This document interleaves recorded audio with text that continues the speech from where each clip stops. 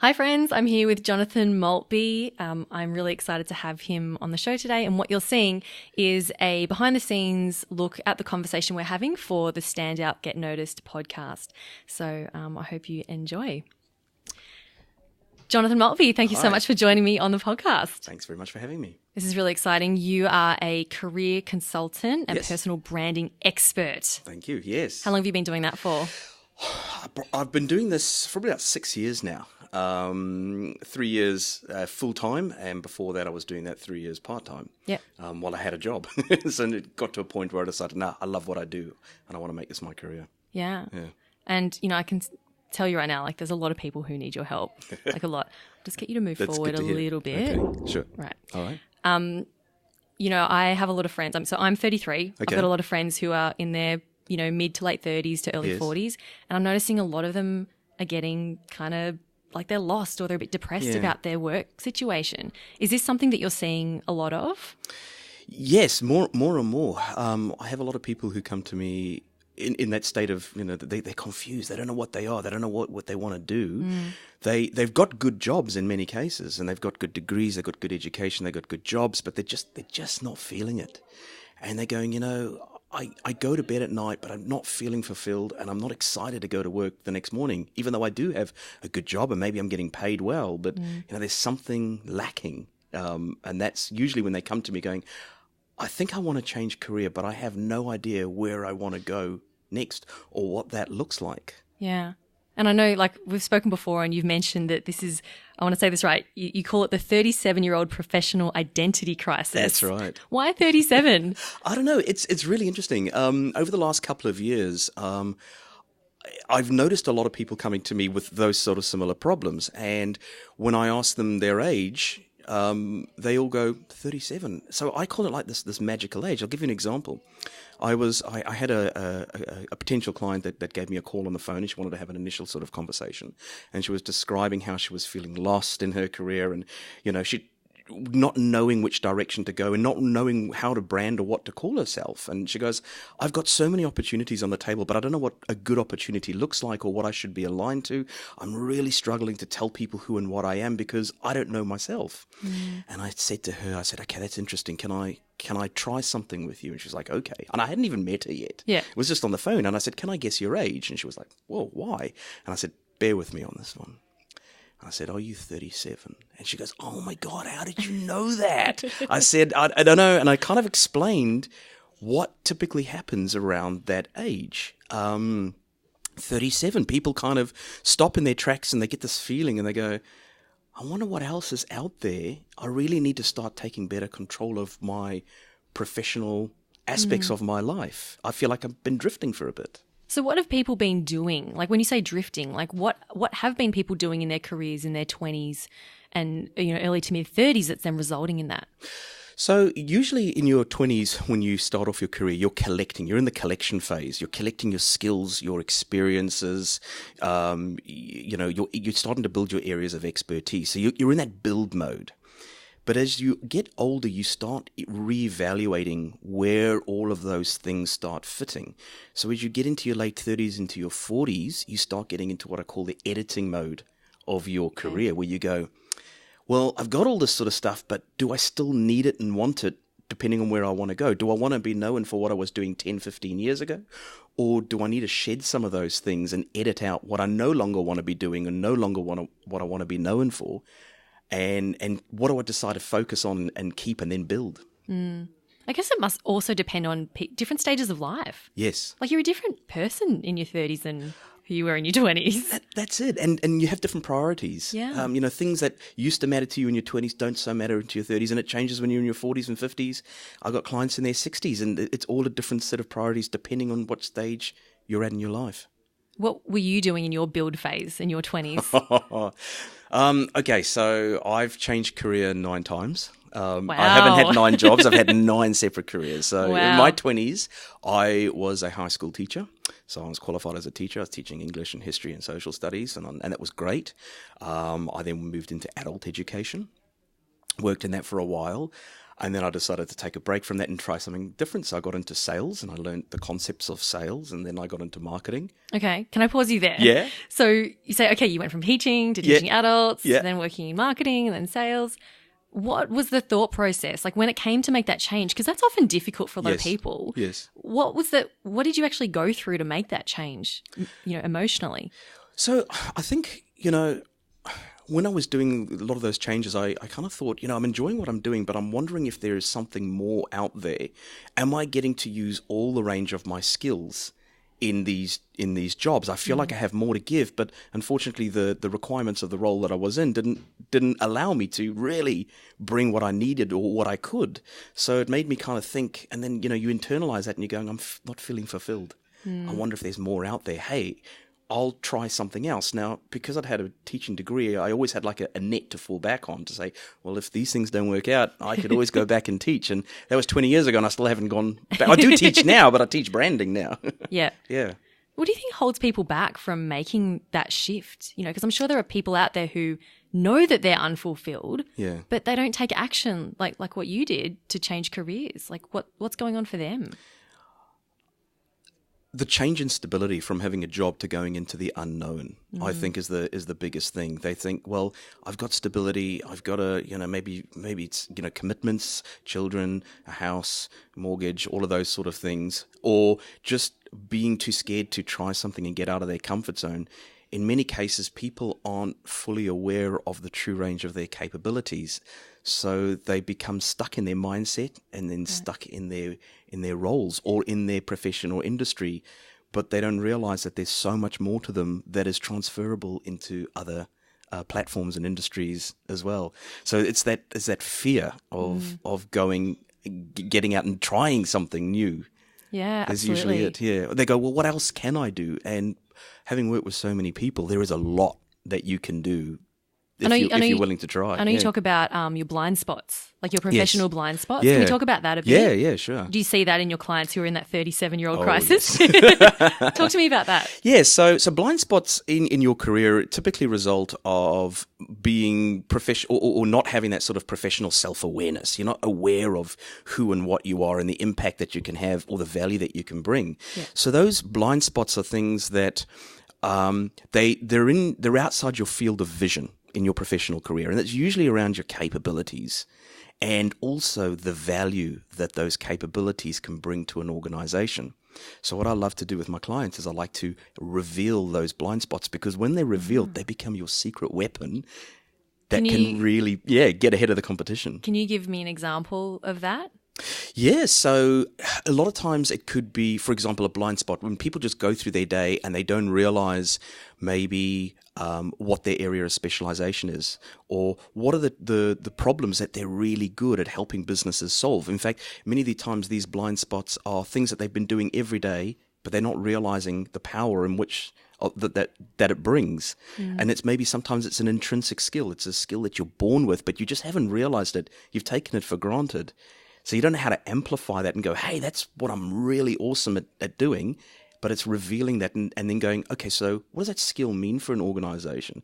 What can I help them achieve as a result of that? And revealing that, you get this epiphany moment, and it just does wonders for someone's sort of self-confidence to realize, wow, I'm actually way better than I thought I was. And I had a prime example of that this morning before we came here, working with a client. She's 39. Yeah.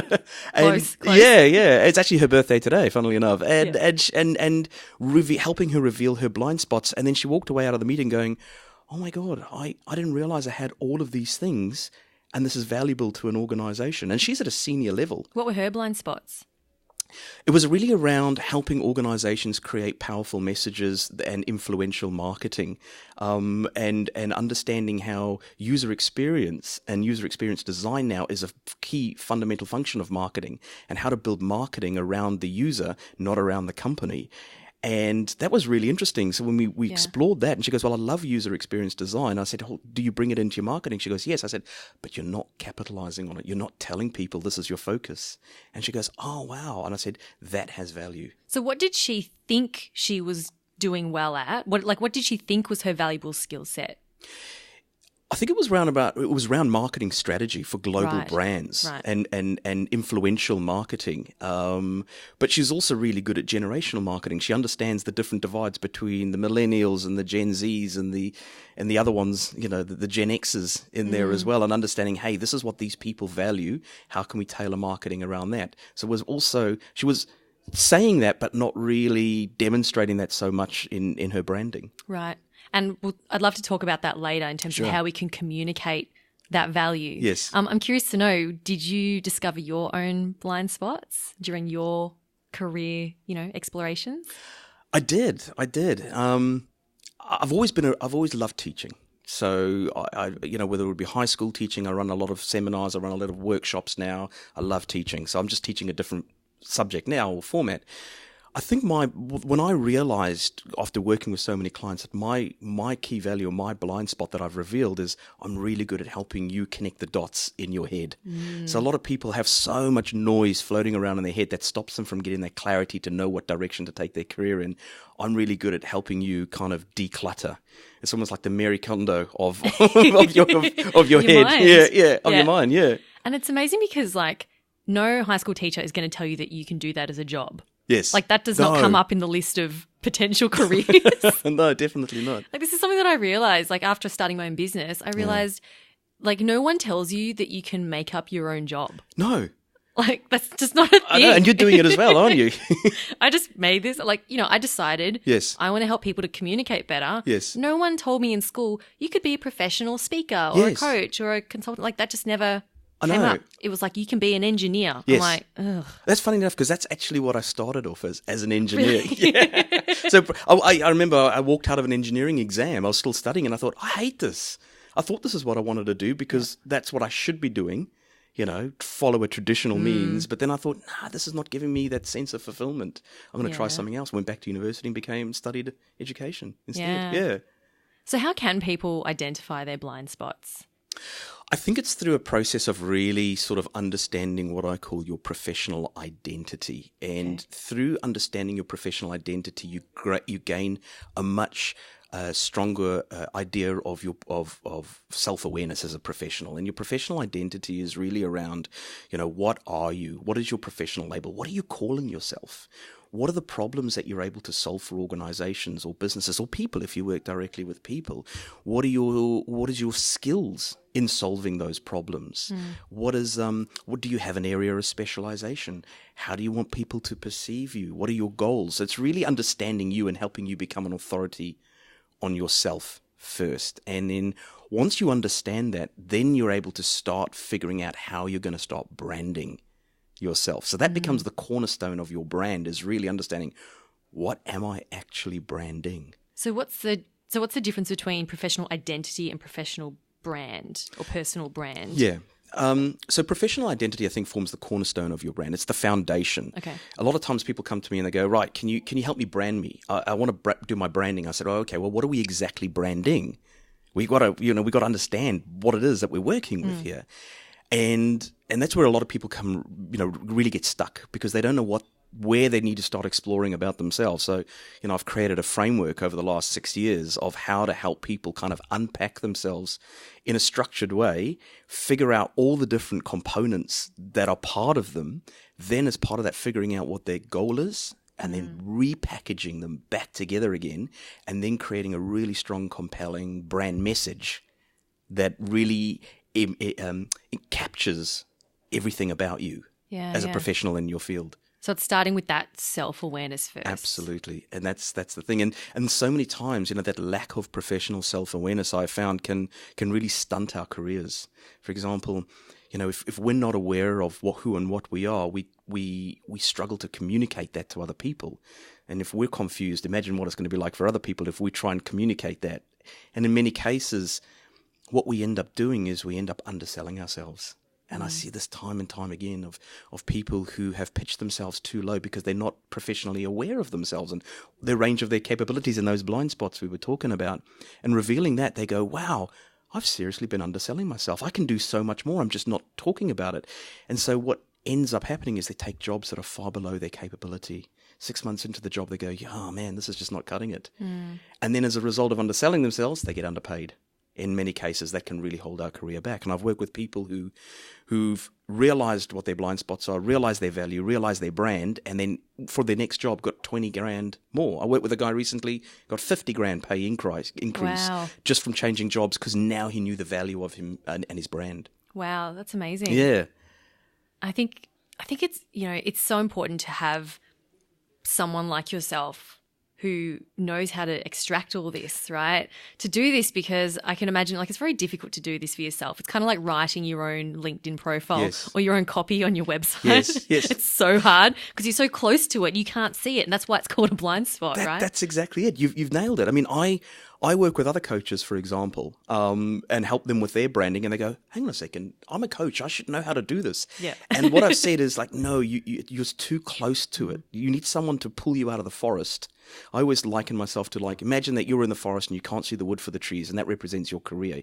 You're so close to it every single day. So what I do is I fly over with a helicopter and I drop the rope down and I pull you out, and I give you an aerial view now. Oh, I love that. And then you can actually see the wood for the trees. And then I drop you back in again and go, right, now you know how to get out. Now you know how to navigate that forest. So good. Such a good metaphor. What was I going to say? So I was working, I was working with a client just today. Yeah. And she was talking about how she sets these very high standards for herself because she has to demonstrate her knowledge. She has to constantly talk and talk and talk to share how much she knows so that she can prove herself as a leader in this new role that she's in. And I was asking her about, well, as a result of you, I said, what's one thing you do well? And she said, I'm very reliable. I always do what I say I'm going to do. Yeah. And I said, okay, well, why would that be important to someone? Because I'm getting her to ask these questions to her colleagues, to actually ask, why is it important? What do I do well and why is it important to you? Yeah. And she said, well, one thing they might say is that it means that there's trust there and we've built a great relationship. Mm-hmm. And I said, can you see that value is so important, more so than your level of knowledge for that person, because it's more important to them that they have a great relationship with you. Yes. And I said, so can you see how you maybe don't need to be so put so much pressure on yourself to strive to be more knowledgeable and share your expertise all the time? So that was a real eye opener for her, one of her potential blind spots as well. Yes. Yeah. Can we talk about how to communicate your value? Because Okay. I know you mentioned this before and I want to dive in. All right. So what is the struggle that people have when talking about themselves in a way that positions themselves in the best light? There's a couple of things. Firstly, one of the reasons that we struggle to talk about ourselves is because from a very young age we've been told it's not right to talk about ourselves. And so if you're a modest person, and modesty is a good virtue to have, therefore we shouldn't talk about ourselves. So when we're asked, hey, so tell me a bit about yourself, we instantly conflicted with this, oh, hang on a second, I shouldn't be talking about myself. So we tend to dial our voice down, our professional voice. But there are so many ways that we can actually amplify our voice and amplify our brand, and talking is just one of those things. But there are great other ways to communicate it as well. Creating content, getting that information in your head out, whether it be writing blogs, whether it be doing what we're doing now, a podcast, creating video, speaking engagements, even commenting on other people's posts and putting your own 2 cents in is a great way to raise your visibility. I always say that when you become visible, you become valuable. Ooh, I like that. Yeah, so you got to amplify your visibility. And a lot of people go, oh, but I'm an introvert. I'm not comfortable with being visible. And I said, you know what? You don't have to be an extrovert. You don't have to be extroverted. You can do it in your own way. For example, writing content and publishing those ideas in your head or your opinions or what your knowledge is a great way to amplify your brand as well in your own way. Video is another great way for introverts because you're not dealing with people, you're dealing with a camera. Jonathan, do you know how hard it is to speak on camera? But that's the great thing. You can stop and you can start it and you terrifying. can pause it. It's It is. terrifying. Okay. Let's backtrack a little bit. Why does being visible make you more valuable? Because it creates it's part of perception management as well. Okay. When you're visible, more people know how to use you. More people can say, "Hey, this is the value this person brings," because I've seen them demonstrate it. I'm aware of their presence, and I'm aware of what they do. And then that you start positioning yourself through that as a bit of a subject matter expert, and subject like your friend or that other person that you were dealing with or talking with earlier on is they're becoming valuable. She wants to be seen, desperately wants to be seen, and so that she can put people's minds at ease, probably that, hey, I've got this. But in many cases, certain generations do it better than others. For example, millennials and Gen Zs, they're very good at raising their visibility. That comes, for many, not all, I'm not generalizing, but it's kind of a thing that it's okay for me to put my voice out there. Yeah. Whereas other generations, like the Gen Xs, well, they really struggle with being visible because they're head down, bum up sort of type of people, working away in the background. And that's why they get forgotten in many ways. So a lot of what I do is working with Gen Xs on helping them sort of amplify their voice and become visible so they can become valuable. And Gen X is like how old? Like what age bracket? Usually you're about mid-30s, late 30s, Right. 37, but a little bit off. So 40 to around about 55, almost even 60s. So Yep. just before that boomer. Right. So that's that kind of silent generation, they call it, that almost forgotten generation sandwiched between the baby boomers and the millennials. And if you've seen all the memes going around, okay, boomer memes, that's just flooding the internet right now. Well, the Gen Xers are sitting in the middle with their popcorn watching the insults fly. But then again, it's skipped a whole generation. Yeah, yeah. And I guess they grew up without social media, so it wasn't normal to be posting about yourself all the time. Well, interestingly enough, we were at the birth of social media. All right, okay. The Gen Xers were the ones that were right at the beginning of the whole technical revolution. We were there at the birth of basically mainstream internet in the early to mid-90s. Okay, so what is it then that makes them not want to put themselves out there? I think it's kind of the work ethic that was given to them by the boomers. Right. I think that's where it sort of comes Damn you, from. baby boomers. And that's it. It's a case of, go. This is the difference, is that we've been past this formula. Hey, you leave school, you go and get an education, you gain some skills, you gain some expertise, and you work, and you do it very quietly. You don't make a fuss, and you just get on with the job. And you stay in the same job for 40 years. That's it. Whereas later generations, and thank God for that, is that they're okay, and it's become more acceptable to go, I want to try something different. I could always go back to it. Yeah. So it's not frowned upon anymore to be able to change industries or jobs or completely reinvent yourself in your career. Yeah. So how about, say, within your company? So let's say you're wanting to build up your visibility, in your company and be the first, top of mind for new opportunities and roles and that sort of thing. But if you don't like going out and, schmoozing, some people call it, Yes. talking about yourself, Yes. how can you then communicate your value?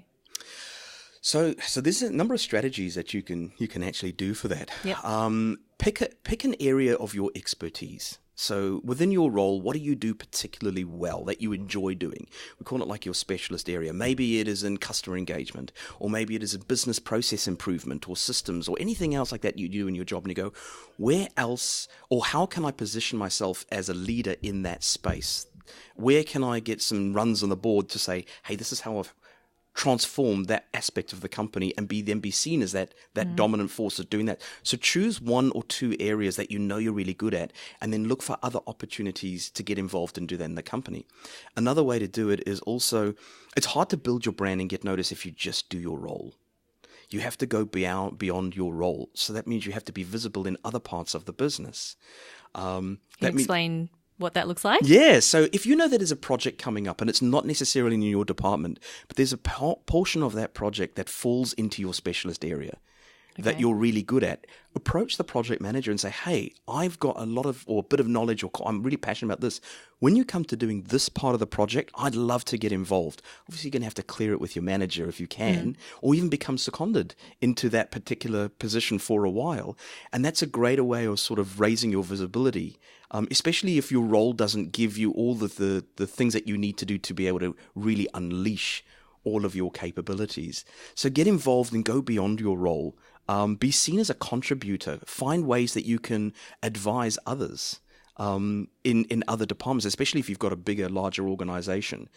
Companies like to promote people from within, I believe. It's an easier to backfill a role, I think, than have to find someone who's at a higher expertise level. So, finding opportunities in the organization to build more muscles, in other words, and more skills is a great way to do that. Yeah, absolutely. So with the clients that you've worked with, who I take it you've suggested that some of them go do this. Yes. Yeah. What do they face? Any internal resistance for doing that?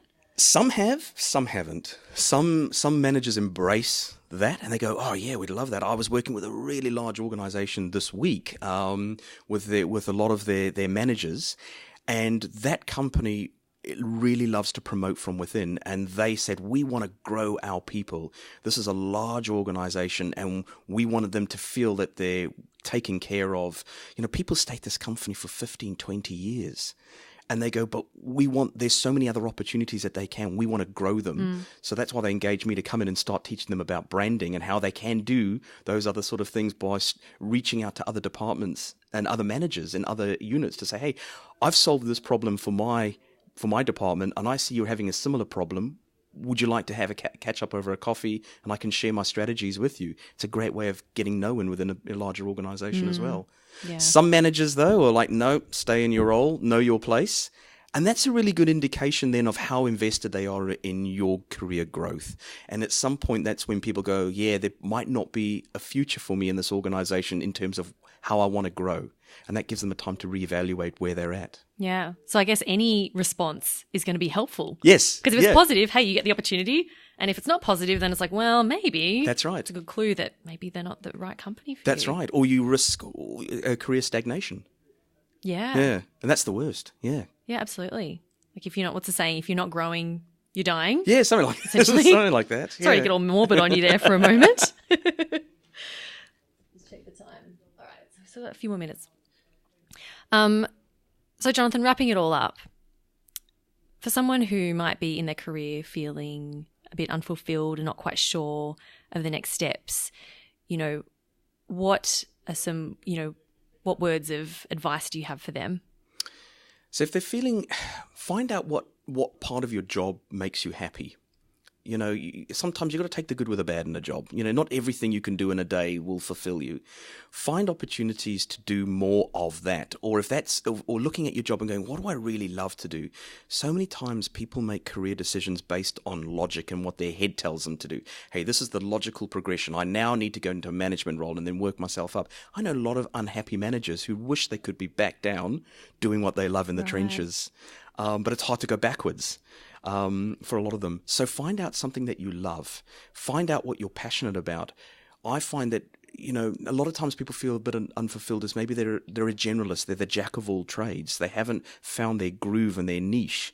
And that's what I love helping my clients sort of do, is find out their area of passion and specialization and then creating a brand on that so they get to do more of those things that they do love. Yeah.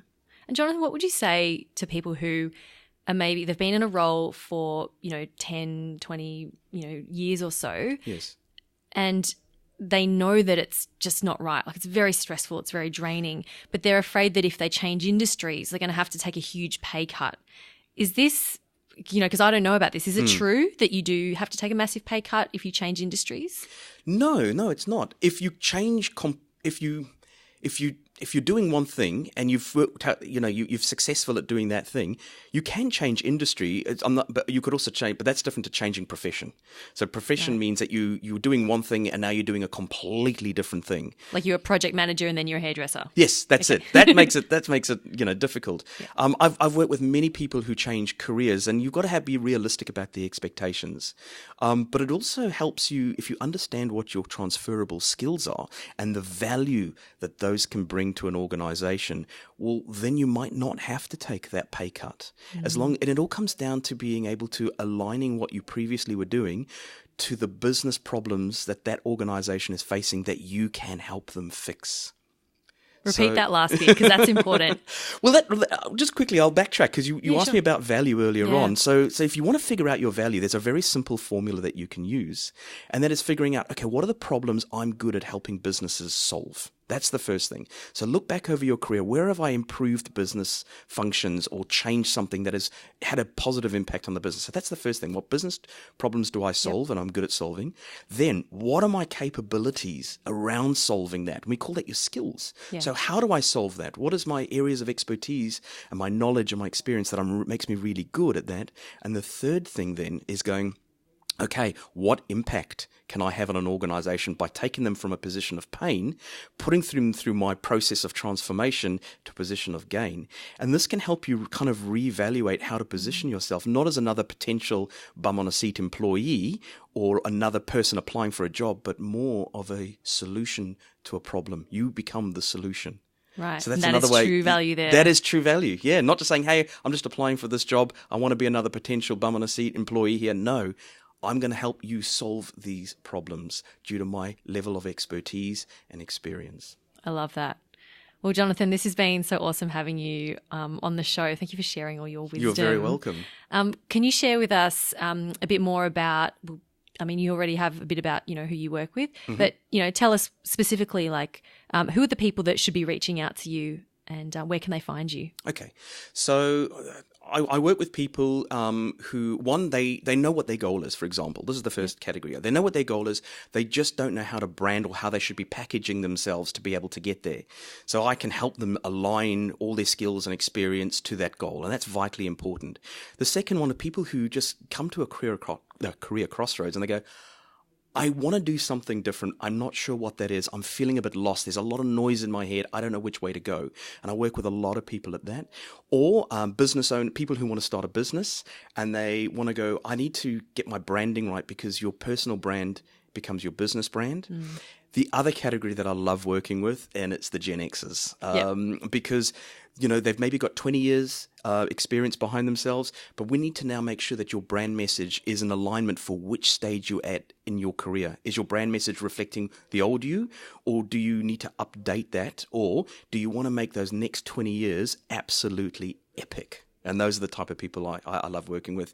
The easiest way to get hold of me is on my website. That's www.johnmaltby.com.au or Jonathan Maltby. Just look at me up on LinkedIn. Awesome. And I know you're very active on LinkedIn. I love LinkedIn. as well. Yeah. So definitely connect with Jonathan on LinkedIn. Thanks again, Jonathan. This has been great. Thanks very much for having me. And thanks everyone for watching. Hope you enjoyed that.